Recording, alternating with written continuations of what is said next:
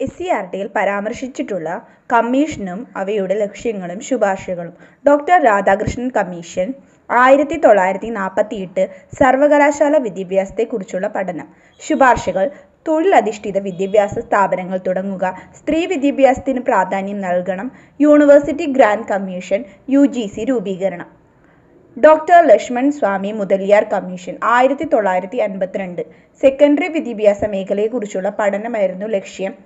ശുപാർശകൾ: ത്രിഭാഷാ പദ്ധതി നടപ്പിലാക്കണം, സെക്കൻഡറി തലത്തിൽ വിദ്യാഭ്യാസ കമ്മീഷൻ രൂപീകരിക്കണം, വിവിധോദ്ദേശ്യ സ്കൂൾ സ്ഥാപിക്കണം, അധ്യാപക പരിശീലന സമിതി രൂപീകരിക്കണം.